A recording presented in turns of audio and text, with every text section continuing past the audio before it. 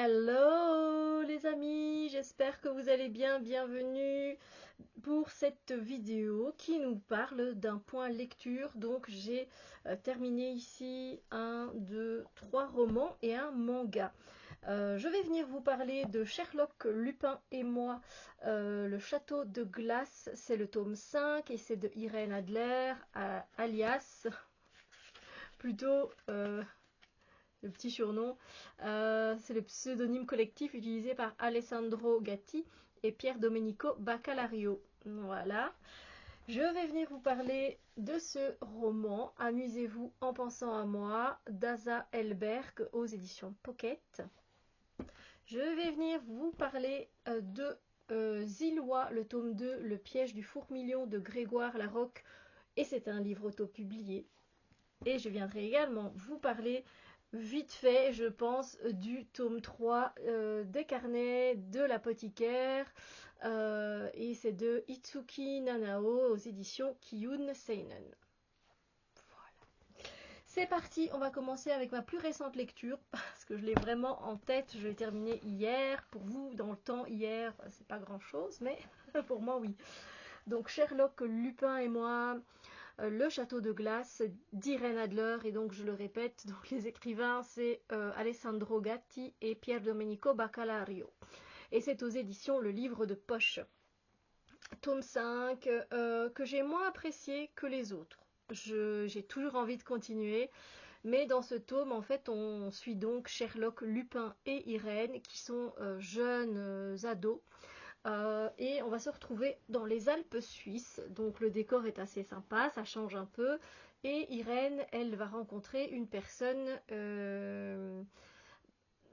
auquel elle ne s'attendait pas, qui est rentrée dans sa vie il y a peu, et il faut qu'elle fasse connaissance avec cette personne. Voilà, donc elle se donne rendez-vous au Belvédère, un hôtel dans les Alpes suisses.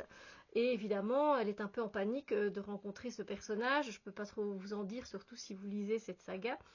Et du coup, elle avait envoyé 2 lettres, une à Sherlock, une à Lupin. Au secours, venez, aidez-moi, je ne sais pas comment faire, etc. Et évidemment, ils avaient bien reçu le message. Et évidemment, ils la retrouvent en Suisse. Et voilà, on a une partie du livre où elle est à la découverte de ce personnage, hein, et où elle est en balade avec ses amis, et où Sherlock a remarqué un détail d'un personnage là où il est au pensionnat. Enfin, c'est pas vraiment un pensionnat, c'est plutôt une pension où ils dorment, Lupin et lui.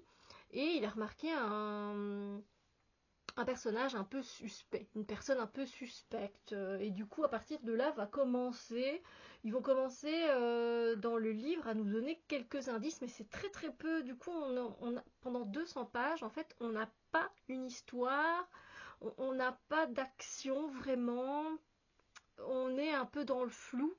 À savoir qu'il n'y a que 253 pages. Et c'est à partir de la 200e page jusqu'à la 253 où toute l'action se révèle. Et ça, pour moi, c'était un peu particulier. Voilà, c'est pour ça que je pense que j'ai moins apprécié ce tome-ci. Mais c'est toujours un plaisir de retrouver les personnages. Ils sont très attachants.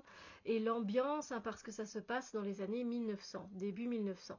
Donc franchement, ben voilà, j'ai bien aimé malgré tout. Après, je lui mets la note de 3,5 sur 5. Voilà, 7 sur 10.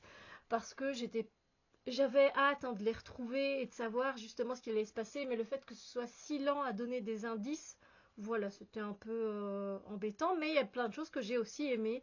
Donc voilà.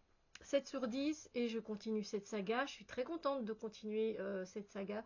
C'est une saga dans laquelle je me sens bien. Voilà, tout simplement. Donc, si vous aussi vous avez des sagas dans lesquelles vous vous plaisez bien, n'hésitez pas à me le dire. Il n'y a pas que celle-là, hein, je pourrais vous faire une petite vidéo avec mes sagas préférées, dans lesquelles j'aime me revenir, où je me sens comme à la maison quelque part. Je pourrais vous faire une petite vidéo. Ce serait pas très long parce qu'il n'y en a pas non plus 20 000, mais pourquoi pas. Ensuite, enfin avant ça, j'avais lu Amusez-vous en pensant à moi d'Asa Elberg aux éditions Pocket. C'est un livre de poche contemporain qui était dans ma pile à lire depuis dans ma bibliothèque pardon, depuis assez longtemps. D'ailleurs, il a été écrit en... C'est traduit du suédois, donc voilà, hein, je vous le dis. Je ne vais pas vous dire le titre en suédois. Je voudrais pas... 2012 pour la première édition et 2015 pour la traduction française. Ça fait quasiment 10 ans quand même.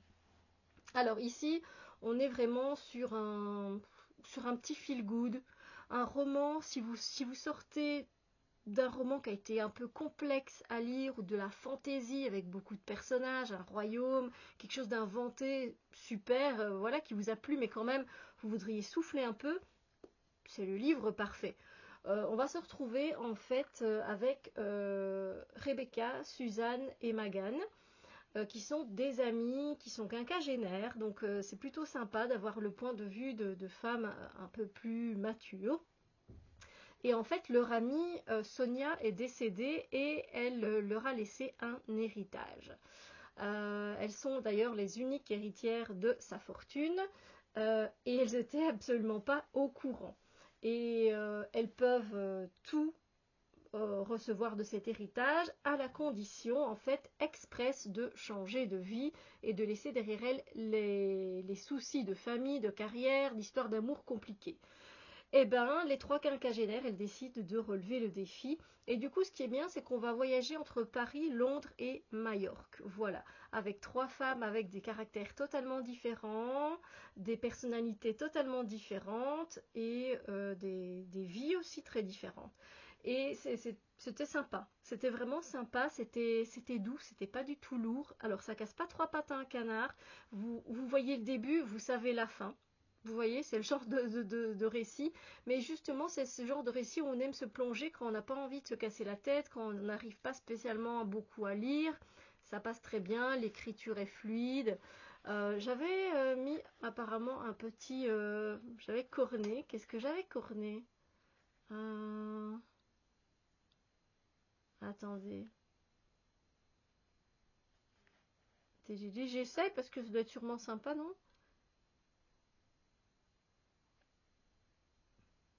Ah ouais, c'était ça, je crois. Alors, s'il y avait une chose qu'elle avait apprise, c'était que l'on devenait rarement la personne qu'on l'imaginait. C'est vrai, hein?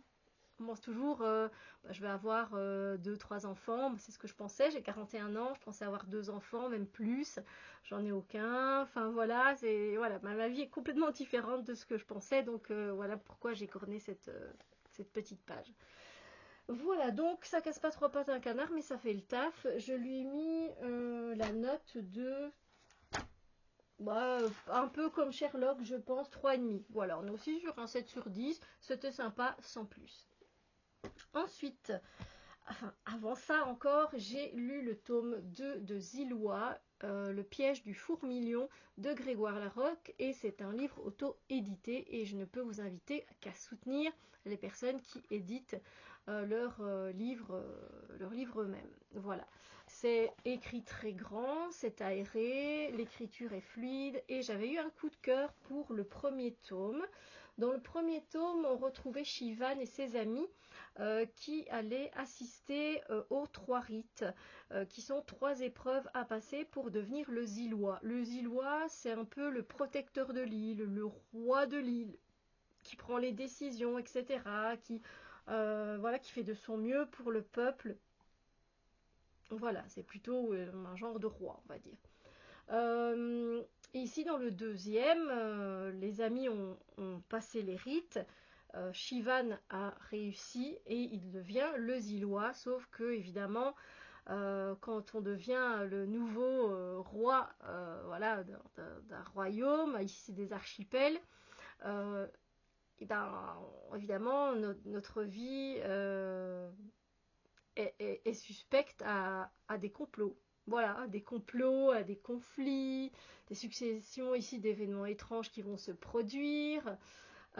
Et du coup, ben, il se trouve un peu plus isolé que jamais finalement, lui qui était très proche de ses amis. Donc il ne sait plus vraiment en qui avoir confiance, sauf voilà qu'il a vraiment des doutes sur le chaman. Le chaman, c'est vraiment le bras droit du Zillois qui le guide dans les décisions à prendre, etc. Alors, c'est un tome que j'ai moins apprécié que le tome 1, voilà, parce que je trouve qu'il était écrit de façon un peu plus juvénile. Alors, ça reste un roman axé jeunesse quand même,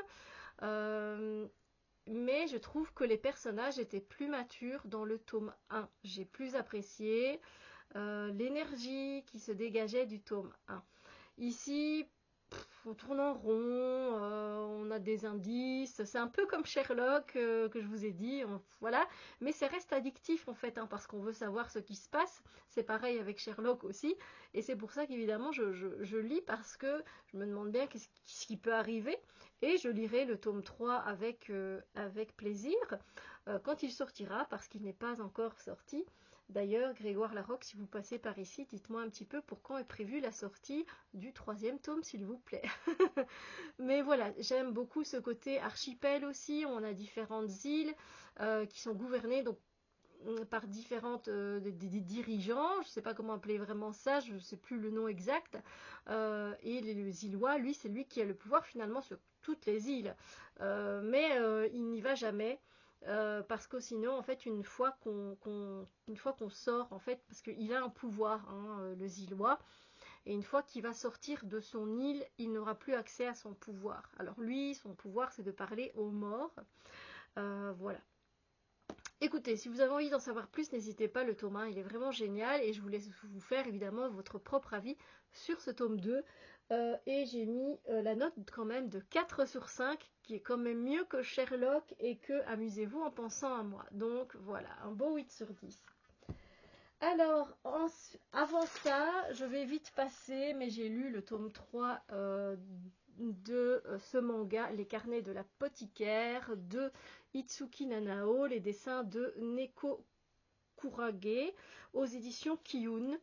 Et j'aime toujours autant, c'est un 5 sur 5.